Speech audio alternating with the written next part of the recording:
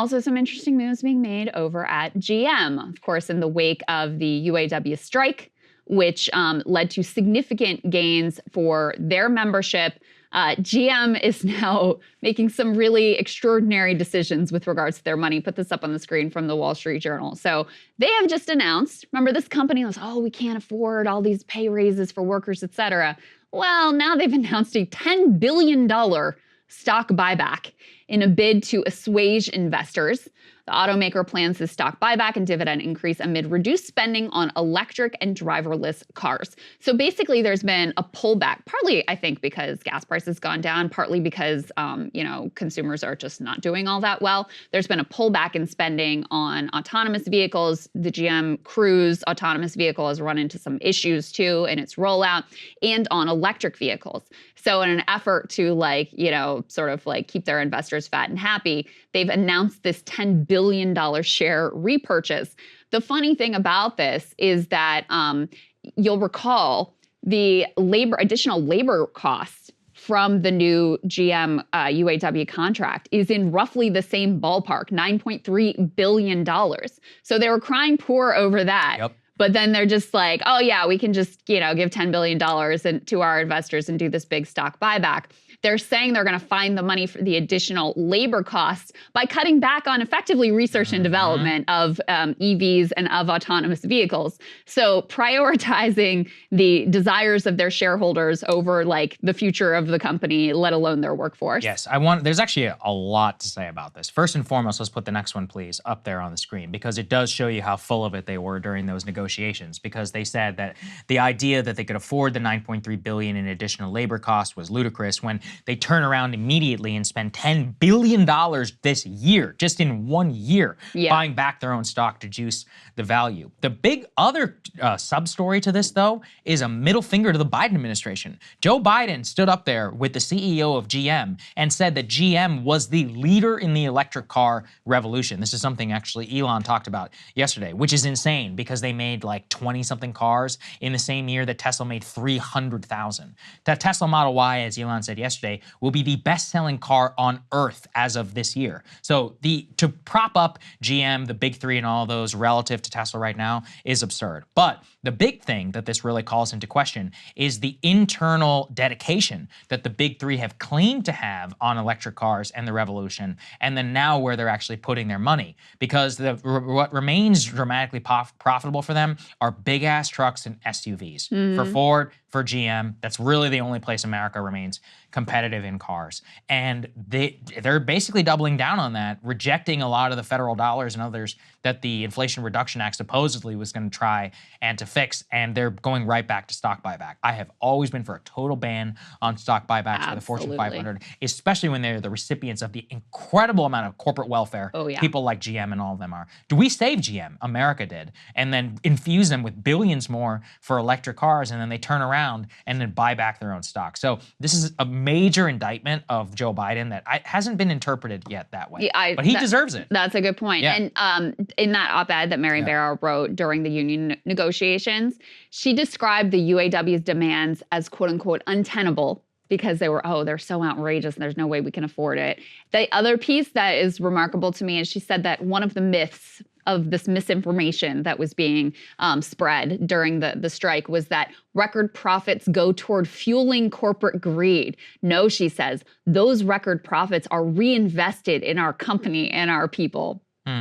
As they do a $10 billion stock buyback in lieu of investment, research, and development for the future of the company. More Perfect Union had, the very clear-cut take of they know where to get that $10 billion for the additional labor costs from. Put this up on the screen. Guys, they've got side by side here. GM says union labor deals are going to increase costs by $9.3 billion. And then next to it, Bloomberg, GM to hike dividend, buy back $10 billion of slumping stock. So that's that piece of it. But there's another extraordinary thing happening in the labor world and in the auto worker world, which is when the UAW was able to secure and negotiate those new contracts with the big three, they said, hey, we're coming for additional car makers next. Next time, it's not going to be the big three. It's going to be the big 5 or 6.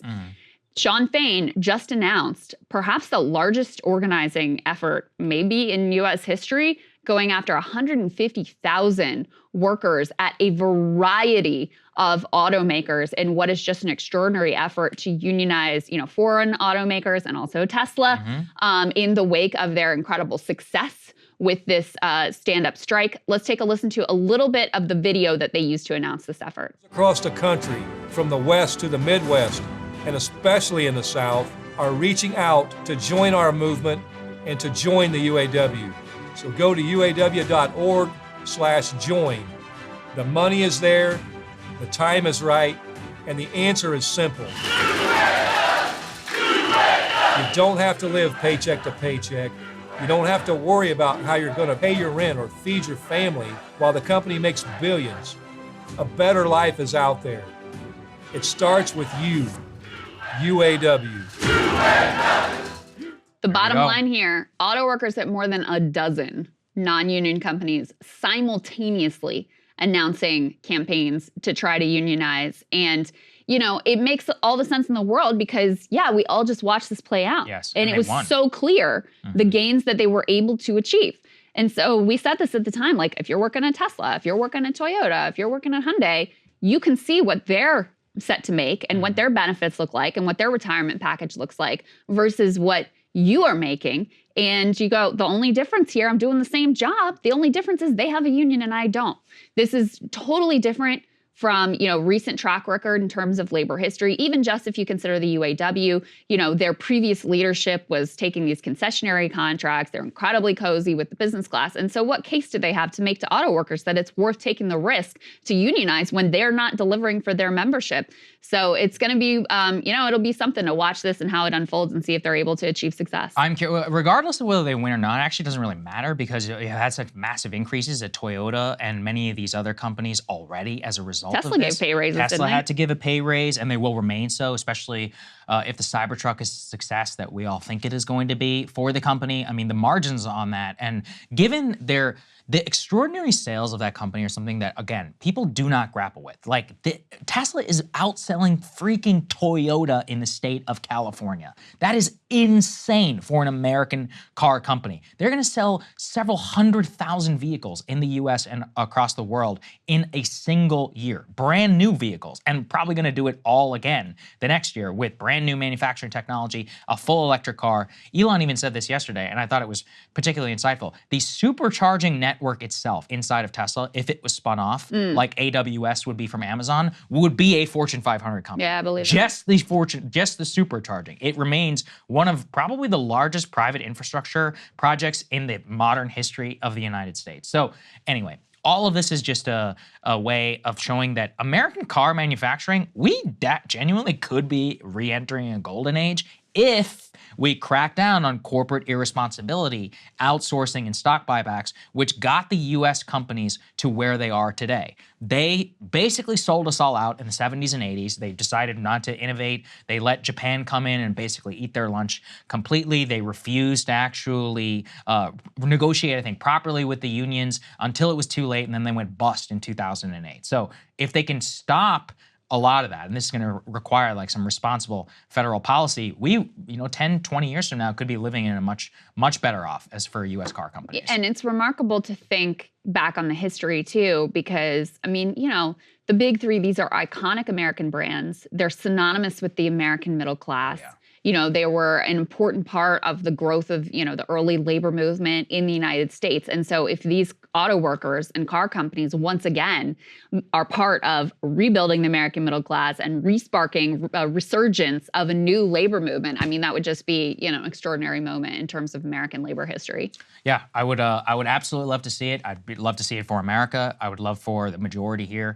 And, again, to bring it back, Elon, again, saying this yesterday, was more, actually, the more interesting part of the interview beyond Twitter was a lot of his thoughts on China. It's very possible in the future, if they don't get their act together, that the top 10 car companies in the world 20 years from now will be Tesla and then 9 other Chinese companies. We don't want that for a variety of reasons, from supply chain and more, especially if things go more electric and they become more consumer friendly because they'll basically control the inputs for everything. So Yeah. if we want to remain competitive and to control the jobs, not even just of the future, but really of the entire world and what they want to consume, then we have got to rely on it right now. A lot of people don't realize a ton of Europeans drive Ford and drive Chevy. Like when you go over there, you see them everywhere. Yeah. And if we want to retain that market share and not let BYD come in and just destroy it, like we've got to remain competitive here and to continue to actually make decent products. Yeah, because I mean, the benefits of electric vehicles over gas-powered vehicles are only gonna grow as the charging infrastructure is built out, as the battery life becomes longer, these things that remain barriers for people in terms of buying cars. And of course, as the price comes down with mass production, I don't think there's any doubt that there's gonna be a switch over. And then it's just a question of whether it's gonna be automakers based here or in China that are the ones that win the day. Yes, that's the big question is, and people know I'm not, supportive of 100% electric. If people want to be able to drive gas, go for it. I am supportive of the option and of building the infrastructure and all of that. So we want to make it actually competitive. And I think that's something, again, America could do because China is much more of a mandating society. But there's a lot of stuff that goes into it, and it's a very interesting conversation. Hey guys, if you like that video, go to breakingpoints.com, become a premium subscriber, and help us build the best independent media organization on the planet. That's right. We're subscriber funded. We're building something new. We want to replace these failing mainstream media organizations. So again, to subscribe, it's breakingpoints.com.